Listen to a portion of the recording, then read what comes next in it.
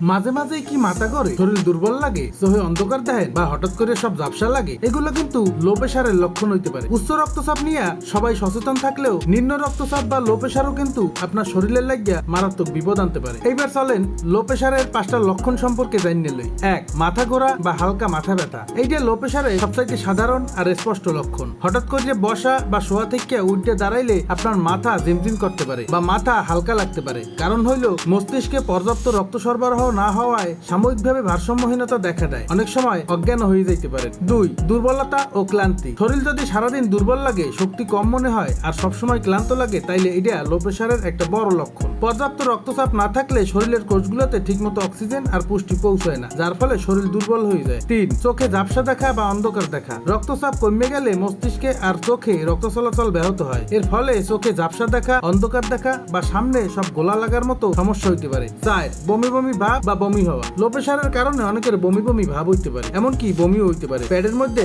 এক ধরনের অস্বস্তি আর অস্থিরতা লাগতে পারে। 5. দ্রুত হৃদস্পন্দন বা হাত পা ঠান্ডা হওয়া। যখন রক্তচাপ কমে যায় তখন শরীর চেষ্টা করে হার্টের বেশি রক্ত পাম্প করার লাগিয়া, এর ফলে হৃদস্পন্দন স্বাভাবিকের থেকে দ্রুত হয়ে যায়। এছাড়াও হাত পা ঠান্ডা লাগতে পারে, কারণ এই অংশে রক্ত চলাচল কমে যায়। দেখলেন তো, এই লক্ষণগুলো যদি আপনার মধ্যে দেখেন তাইলে বুঝবেন আপনার প্রেসার লো। বেশিরভাগ সময় এইটা গুরুতর না হইলেও যদি ঘন ঘন এই লক্ষণগুলো দেখা দেয় বা অন্য কোনো শারীরিক অসুস্থতা লাগে, তাইলে দেরি না করে একজন ডাক্তারের পরামর্শ লওয়া খুবই জরুরি। সাধারণত একজন সুস্থ মানুষের রক্তচাপ 120/80, সিস্টোলিক 90 থেকে 130 আর ডায়াস্টোলিক 60 থেকে 80 এর মধ্যে থাকে। যদি সিস্টোলিক চাপ 90 এর নিচে আর ডায়াস্টোলিক চাপ 60 এর নিচে নামে, তাইলে সেইটারে নিম্ন রক্তচাপ বা লো প্রেসার বলা হয়।